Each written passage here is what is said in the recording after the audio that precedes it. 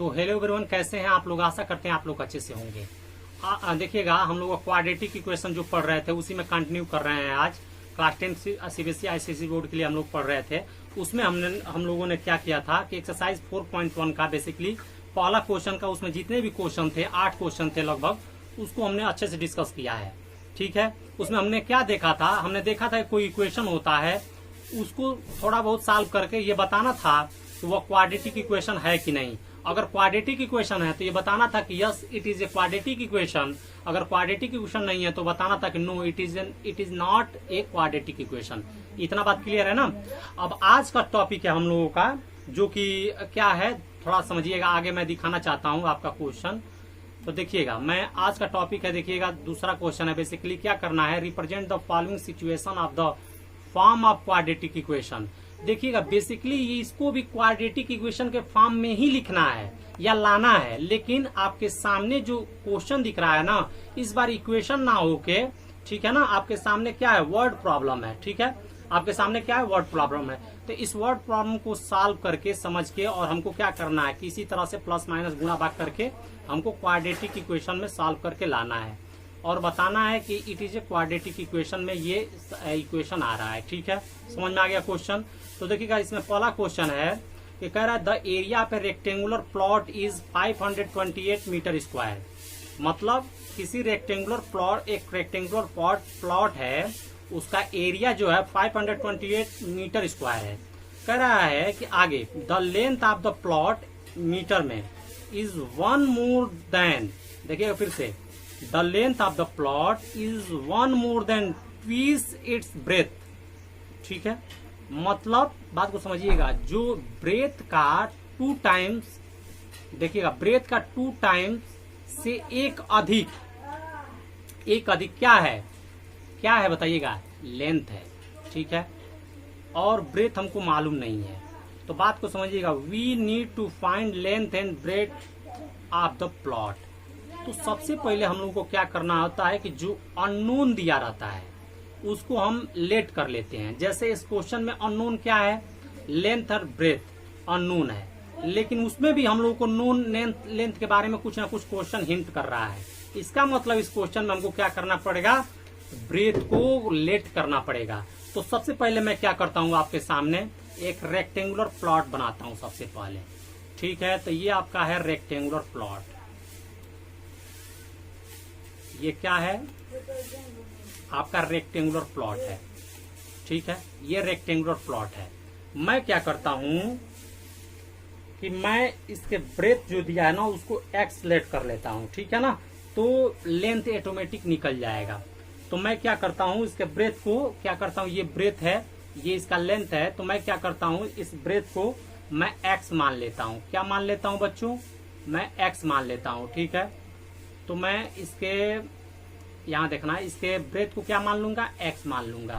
Clear है? तो यहाँ एक लाइन में लिखूंगा सॉल्यूशन में, ध्यान समझना, जो कह रहा हूं ना उसको ध्यान समझना, बिल्कुल आराम से समझ में आएगा। क्या करना है, लेट द, ठीक है, ब्रेथ of the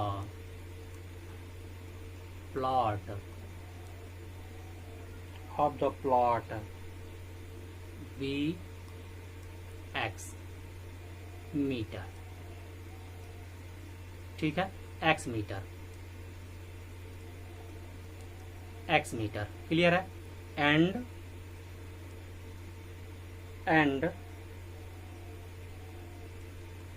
अब लेंथ देख लीजिएगा, and length of the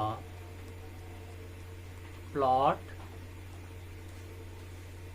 be, देखना क्या हो जाएगा, लेंथ क्या बोल रहा है, कह रहा है कि देखना, length of the plot in metre is 1 more than twice its breadth. मतलब ब्रेथ का 2 टाइम्स, बात को समझना, ब्रेथ का 2 टाइम्स से एक अधिक क्या है, लेंथ है।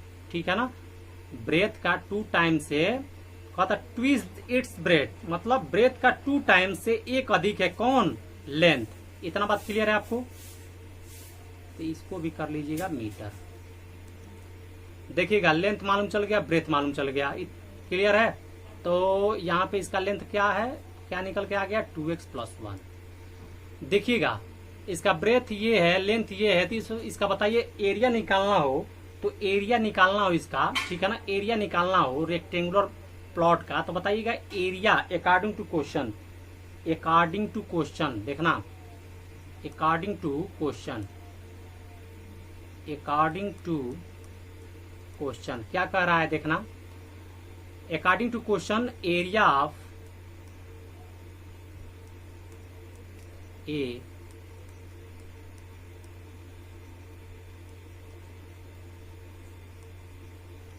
rectangular plot rectangular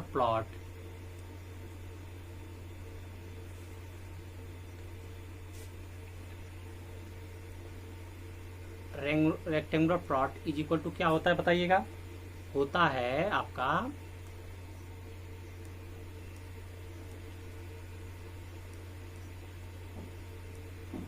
length into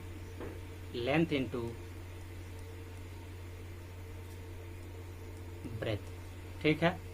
बताना एरिया ऑफ रेक्टेंगुलर प्लॉट कितना दिया है 528, तो इसको लिख लीजिएगा 528 मीटर स्क्वायर, ठीक है, 528 मीटर स्क्वायर। और लेंथ क्या है बताइएगा, लेंथ क्या है 2x + 1 इंटू ब्रेथ क्या है x है, ठीक है। इसको सॉल्व करेंगे आप तो देखेंगे 528 metre square is equal to, बताइएगा इसका मल्टीप्लाई कराएंगे तो क्या हो जाएगा 2x स्क्वायर, है ना, और प्लस x हो जाएगा, ठीक है। इसको क्या करिए 528 मीटर स्क्वायर है ना, और इसको ध्यान दे दीजिएगा, तो इसको क्या करिए उधर भेजिएगा, उधर भेजेंगे ना तो कितना हो जाएगा बताइएगा।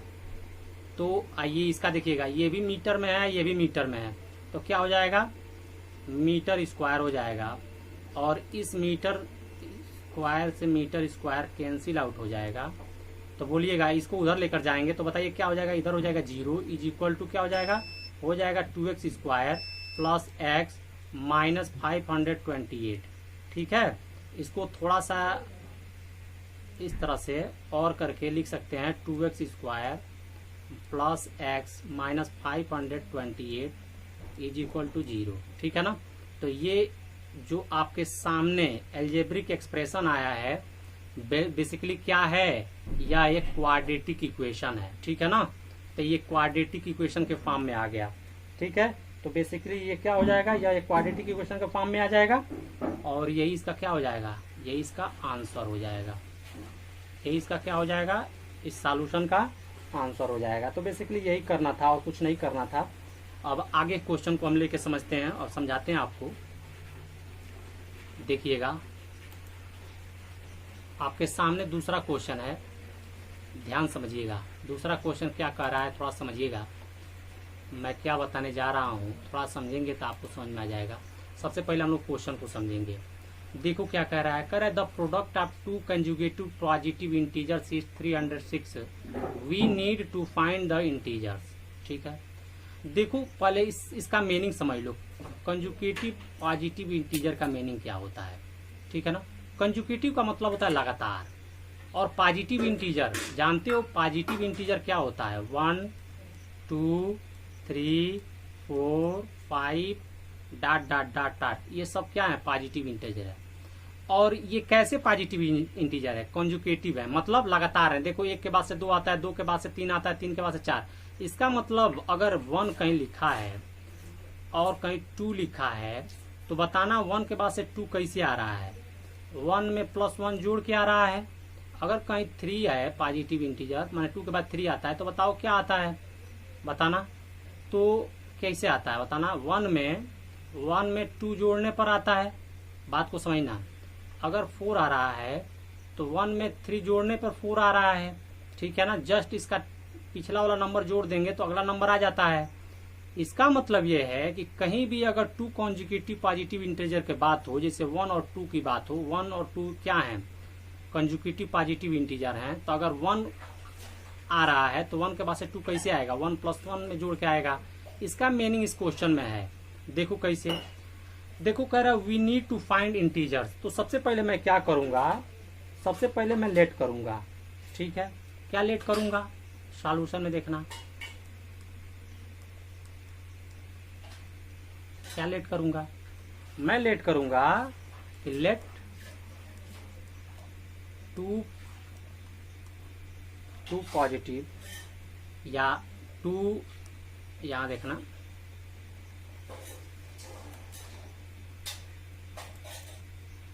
2 कंजुकेटिव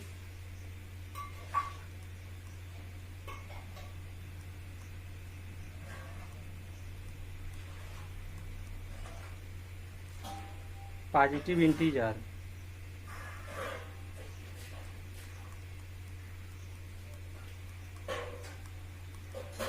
ये सारी चीजें मैं क्वेश्चन में से लिख रहा हूं, ठीक है ना। Positive integer be x and x + 1। अब तुमको समझ में आना चाहिए, देखो इसका मीनिंग देखो, अगर कोई पॉजिटिव इंटीजर 1 था तो फिर से अगला पॉजिटिव इंटीजर 2 आएगा, कैसे आएगा, 1 में 1 जोड़ के आएगा, ठीक है। उसी तरह से अगर मैं इसको let 2 conjugative positive integer x माना हूं तो अगला कंजुकेटिव पॉजिटिव इंटीजर कैसे आएगा, इसी x में 1 जोड़ने पर आएगा, ठीक है ना। इतना बात आपको समझना चाहिए, इतना बात आपको समझ में आना चाहिए। अगर इतना बात समझ में आ जाएगा तो सारी क्वेश्चन हो जाएगा। अब देखो क्या कहेंगे, according to question, according to question क्या कह रहा है, कह रहा है कि the product of 2 conjugative positive integer is 306। मतलब प्रोडक्ट का मतलब क्या होता है, मल्टीप्लाई। मतलब आपके सामने कंजुकेटिव पॉजिटिव इंटीजर क्या है, x और x + 1, तो दोनों का प्रोडक्ट मतलब x × x + 1 is equal to कितना दिया है, 306 दिया है। इसका मल्टीप्लाई कराओ तो क्या हो जाएगा, x² + x is equal to 306। 306 को इधर लाओ क्योंकि इसको क्वाड्रेटिक इक्वेशन के फॉर्म में लाना है, तो ये -306 हो जाएगा, is equal to 0। Is equal to क्या हो जाएगा, इज इक्वल टू 0 हो जाएगा, ठीक है। तो ये क्या आ जाएगा आपके सामने, बताइएगा, यह एक क्वाड्रेटिक इक्वेशन आ गया और यही आपका क्या हो जाएगा, इस सॉल्यूशन का क्या हो जाएगा, आंसर हो जाएगा, ठीक है ना। तो बेसिकली इस क्वेश्चन में बस इतना ही करना था।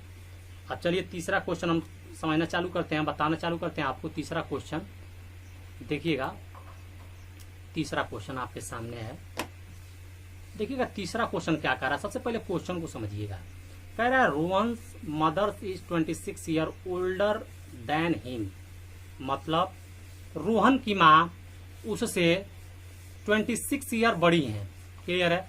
The product of their ages in years 3 years from now will be 360। We should like to find Rohan's present age, ठीक है।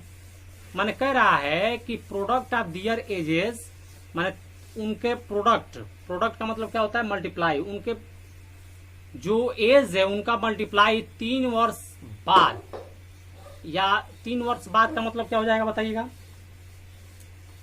3 वर्ष। फिर से मैं आपको बताना चाहता हूं, ध्यान समझिएगा, देखिएगा मैं क्या कर रहा हूं। कह रहा है कि 3 वर्ष बाद, ठीक है ना, वो कितने के हो जाएंगे, उनका जो प्रोडक्ट रहेगा वो कितने के बराबर हो जाएगा, 360 हो जाएगा, ठीक है ना।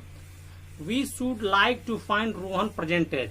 तो देखिएगा सबसे पहले जो अननोन होता है उसी को क्या किया जाता है, एक्स मान लिया जाता है, ठीक है। अननोन का मतलब जो पूछा जाए, देखिए क्या इसमें पूछ रहा है, रोहन्स प्रेजेंट एज पूछ रहा है, तो सबसे पहले रोहन को कुछ ना कुछ मान लीजिए, और कुछ ना कुछ क्या मानेंगे, इसको एक्स मान लीजिए, क्लियर है।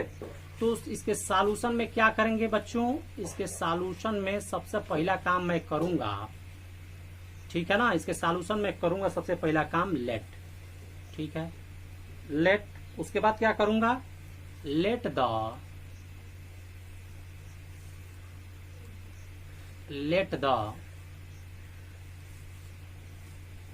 रोहन्स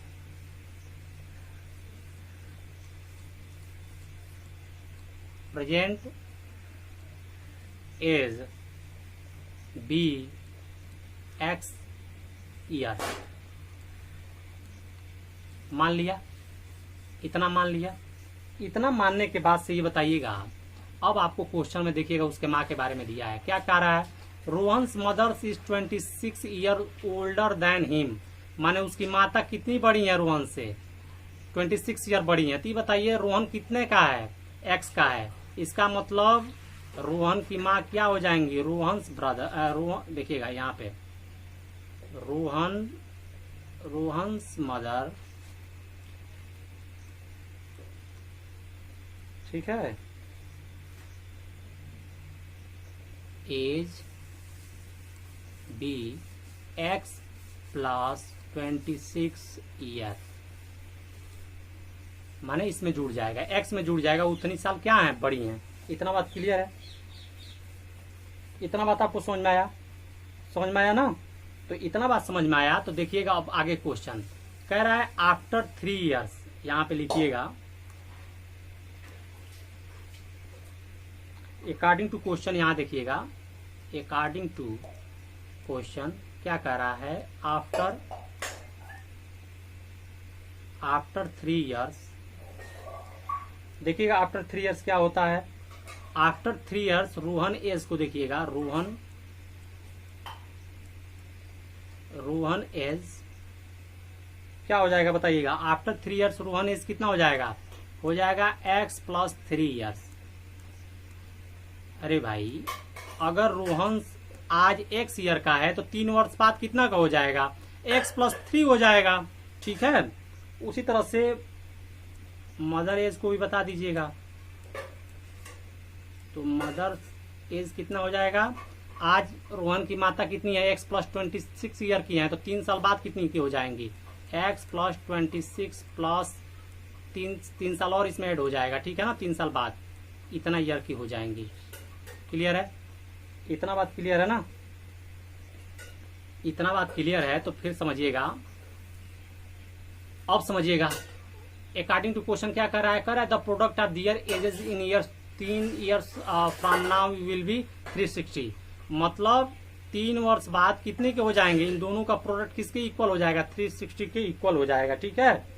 तो ये x प्लस 3 प्रोडक्ट का मतलब multiply x plus 29 is equal to 360, ये हो जाएंगे, ठीक है ना, ये हो जाएगा। तो फिर से इसको क्या करिएगा, इसको मल्टीप्लाई कराइएगा और मल्टीप्लाई करा के लिखिएगा, यहाँ मैं मल्टीप्लाई करा के लिखता हूँ, देखिएगा यहाँ समझिएगा, x प्लस 3 और ये क्या हो जाएगा, x plus 29 is equal to 360। बताइएगा मल्टीप्लाई कराएंगे तो क्या हो जाएगा, एक्स स्क्वायर, मैं डायरेक्ट मल्टीप्लाई करा रहा हूँ, एक्स का इसमें कराऊंगा तो एक्स स्क्वायर, एक्स का 29 में कराऊंगा तो कितना हो जाएगा 29x, फिर से प्लस 3 का एक्स में कराऊंगा तो क्या हो जाएगा प्लस 3x प्लस, और 29 में 3 से मल्टीप्लाई कराओगे तो बोलो क्या हो जाएगा, तो 9 3 जा कितना होता है बताइएगा 27, 7 का 7 2 कैरी और 3 2 जा 6 और 2 8, ठीक है, इतना हो जाएगा इज इक्वल टू 360। अब 360 को भी इधर लाइएगा तो देखिएगा क्या हो जाएगा, तो इसको पहले सॉल्व करिएगा, 1x स्क्वायर, इसको ऐड करेंगे ना तो ये कितना हो जाएगा 32x plus 87 minus 360 is equal to 0। अब बताइएगा क्या हो जाएगा, 360 में से माइनस 360 में से प्लस 83 जाएगा तो क्या हो जाएगा बताइएगा, यहाँ से 1 कैरी लेंगे तो यहाँ हो जाएगा 3 और यहाँ हो जाएगा 5, तो यहाँ से फिर से क्या हो जाएगा कैरी, तो 15 हो जाएगा, 15 में से 8 जाएगा तो कितना हो जाएगा बताइएगा 7 हो जाएगा, और यहाँ हो जाएगा 2, ठीक है, माइनस में। तो बोलिए क्या हो जाएगा इसका, इसको सॉल्व करेंगे तो बताइए क्या होगा, बोलिएगा, तो कितना हो जाएगा, तो हो जाएगा आपका x square plus 32x minus 273 is equal to 0। Basically यही क्या हो जाएगा, आपके सामने जो दिख रहा है ना ये क्वाड्रेटिक इक्वेशन, यही सॉल्यूशन का क्या हो जाएगा, यही सॉल्यूशन का आंसर हो जाएगा बेसिकली, ठीक है। तो इसका आंसर हो जाएगा यहाँ पे, ठीक है। इतना ही करना था। एक लास्ट क्वेश्चन है, इसको हम लोग समझते हैं का सॉल्यूशन क्या होगा। तो क्वेश्चन को पढ़िएगा। कह रहा है a train travel a distance of 480 kilometre at a uniform speed if the speed had been 8 kilometre प्रति मतलब per hour less then it would have taken 3 hours more to cover the same distance, ठीक है। We need to find the speed of the train. देखिए मैं आपको simple भाषा में समझाता हूँ ये क्वेश्चन क्या कह रहा है। एक ट्रेन है, ठीक है ना, जो 480 किलोमीटर क्या करती है, डिस्टेंस ट्रेवल करती है। इतना बात क्लियर है। तो ट्रेवल करती है तो वो ट्रेवल के दौरान देखिएगा, बात को समझिएगा, ट्रेवल करती है तो कह रहा है if the speed had been, मतलब कि जो स्पीड जिस मान लीजिए कि स्पीड यहाँ दिया नहीं है, तो जैसे मान लीजिए कि मैं चाहता हूँ कि सबसे पहले जो अननोन है स्पीड ऑफ ट्रेन पूछ रहा है ना, तो इसको एक्स मान लीजिएगा। तो देखिएगा कोई ट्रेन है जो एक्स की स्पीड से चल रही है, जिसका लेंथ ट्रेवल करना है, जिसका डिस्टेंस है 480 किलोमीटर है। तो कह रहा है कि आप क्या करिएगा कि फर्स्ट कंडीशन में आप स्पीड ऑफ द ट्रेन को एक्स मानिएगा। उसके बाद सेकेंड वाला कंडीशन जो आएगा ना, उसमें क्या करना है कि स्पीड को क्या करना है 8 किलोमीटर लेस कर देना है, और उतना ही डिस्टेंस के लिए। तो इन दोनों को जैसे ही आप क्या करते हैं कि 8 किलोमीटर जैसे ही लेस करते हैं, तो कह रहा है कि it would have taken 3 hours more to cover the same distance. कह रहा है कि जैसे ही हम स्पीड कम कर दे रहे हैं 8 किलोमीटर, तो 3 घंटा अधिक लग रहा है उतना ही डिस्टेंस को कवर करने में, ठीक है ना। तो बेसिकली आपके सामने क्वेश्चन यही था। सबसे पहले मैं क्या करता हूँ कि आपको मैं एक डिस्टेंस बना देता हूँ, मान लीजिए कि क्लियर हो जाएगा आपको अच्छे से। जैसे मान लीजिए कि ये पूरा जो डिस्टेंस है कितना है, तो देखिएगा ये पूरा डिस्टेंस आपके सामने कितना है,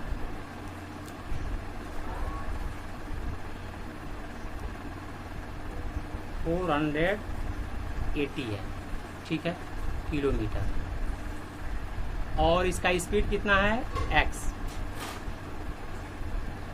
ठीक है, कितना है बताइएगा। इसका स्पीड क्या करेंगे, हम मान लेंगे कि x किलोमीटर प्रति पर आवर से चल रही है, पर आवर। इतना बात क्लियर है। तो केस फर्स्ट में मैं क्या करूंगा, सबसे पहले let the speed of the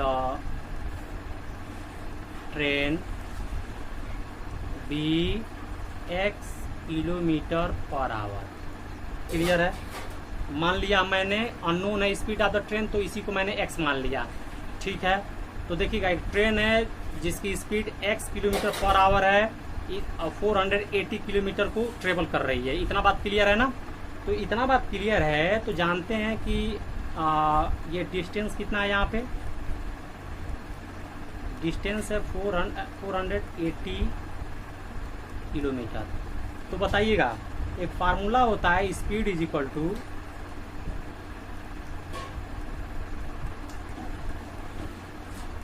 distance by time, ठीक है।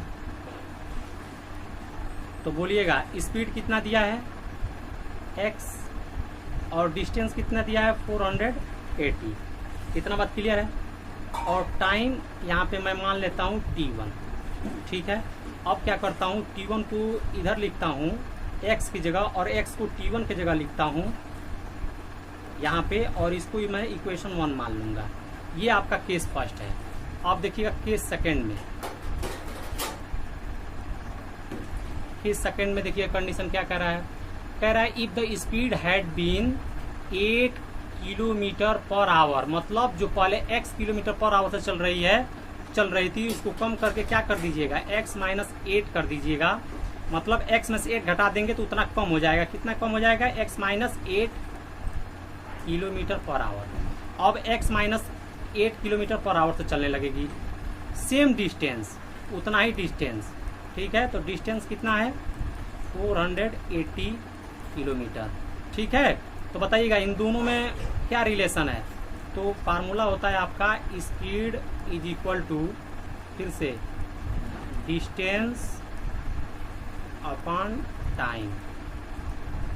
तो बोलिएगा स्पीड क्या है, स्पीड क्या है इस बार x माइनस 8 और डिस्टेंस कितना है 480 और टाइम कितना है t2।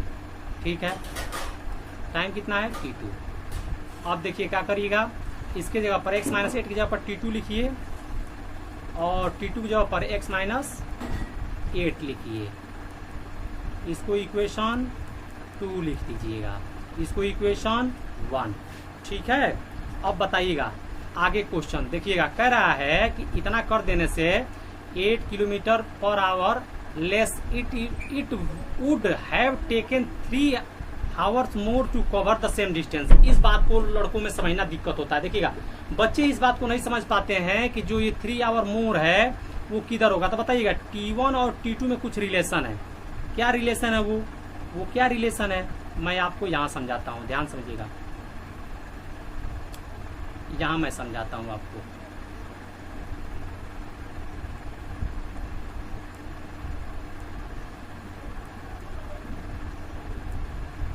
देखिएगा क्या हो जाएगा, देखिएगा ये 480 बाई x होगा और is equal to 480 x minus 8 होगा।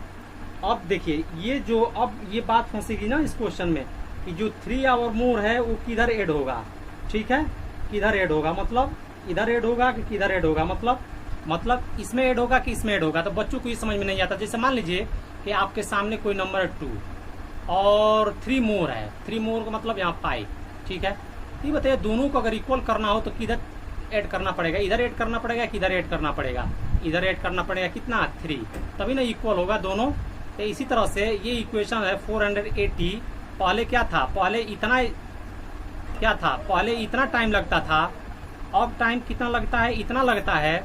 तो ये बताइए दोनों देखिएगा तो 3 आवर्स मोर मतलब 3 घंटा अधिक लग रहा है। ठीक है ना, तो जो 3 घंटा अधिक है वो किसमें जुड़ेगा, इसमें जुड़ेगा। ठीक है, इसमें जुड़ेगा। ठीक है, इतना बात समझ में आ गया ना, इतना बात समझ में आ गया आपको। तो चलिए अब आगे हम लोग सॉल्व करते हैं। आगे इस इक्वेशन को सॉल्व करेंगे तो कैसे सॉल्व होगा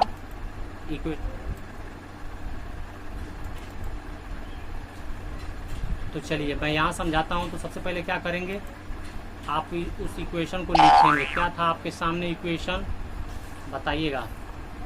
आपके सामने था 480x plus 3, 480 x plus 3 is equal to 480 x minus 8। यही था ना, देख लीजिएगा थोड़ा सा।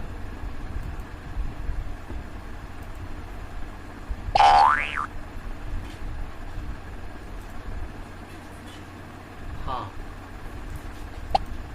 ठीक है, तो चलिए इसको सॉल्व करते हैं हम लोग। तो क्या करते हैं, मैं इसको इधर भेज देता हूँ। ठीक है, तो मैं इधर भेज देता हूँ इसको। तो देखिएगा ये क्या हो जाएगा आपका 3 is equal to 480 x minus 8 और ये क्या हो जाएगा माइनस 480 x। ठीक है, अब क्या करेंगे बताइएगा। तो दोनों का क्या करेंगे, एलसीएम लेंगे तो क्या हो जाएगा x। ठीक है, और x माइनस 8 हो जाएगा। अब इससे इसमें डिवाइड करेंगे ना तो x माइनस 8 कट जाएगा और x बच जाएगा। देखिएगा बात समझिएगा, मैं क्या बोल रहा हूँ।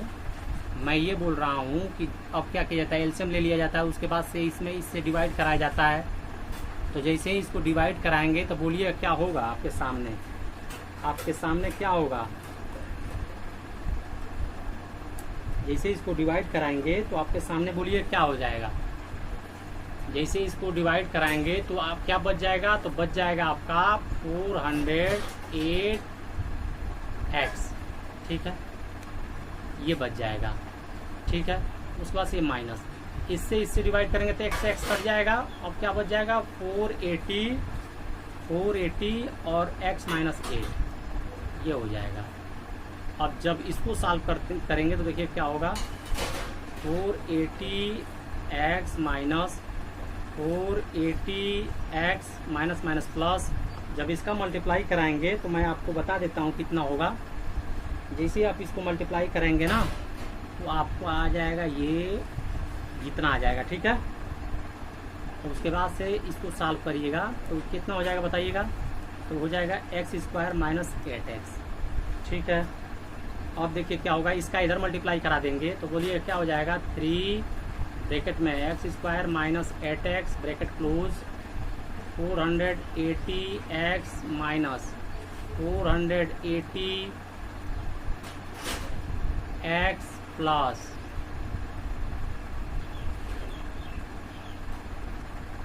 3840 इतना हो गया। इससे ये कैंसिल आउट हो जाएगा, इसका इसमें मल्टीप्लाई कराएंगे तो क्या हो जाएगा 3x² प्लस इतना हो जाएगा इज इक्वल टू कितना हो जाएगा, इतना हो जाएगा। उसके बाद से क्या करेंगे 3x² minus 24x minus 3840 is equal to 0। तो ये सामने आपका क्या आ जाएगा बोलिएगा, ये आपके सामने क्या आ गया है, एक क्वाड्रेटिक इक्वेशन आ गया है। बेसिकली क्वाड्रेटिक इक्वेशन आ जाता है तो वही आपका क्या हो जाता है, वही आपका क्या हो जाता है, आंसर हो जाता है, ठीक है ना। तो वही आपका क्या आ जाएगा, आंसर हो जाएगा, ठीक है। वही देखिए यहाँ से एक और काम किया जा सकता है, देखिएगा मैं बता रहा हूँ। एक और काम करिएगा, इसमें 3 कॉमन दिख रहा है तो 3 कॉमन ले सकते हैं। यहाँ क्या हो जाएगा x² हो जाएगा, यहाँ कितना हो जाएगा 8x हो जाएगा। यहाँ पे 3 से जब कॉमन ले रहे हैं तो यहाँ क्या हो जाएगा 1 2 1 2 मतलब 3 1 3 3 2 6 और यहाँ पे 8 और 0 इज इक्वल टू 0। इसको इधर करेंगे तो ये 0 हो जाएगा। तो x² minus 8x minus 1280 is equal to 0। ये भी एक इसका आंसर है, ठीक है, ये भी एक इसका आंसर है। तो या तो ये लिखिएगा या ये लिखिएगा, दोनों आंसर सही है, ठीक है। तो बेसिकली जो है इस तरह से हमारा जो एक्सरसाइज था ना ये पूरा कंप्लीट हो गया एक्सरसाइज। अब चलिए अब मिलते हैं नेक्स्ट वीडियो में आपके साथ, तब तक के लिए जय हिंद दोस्तों।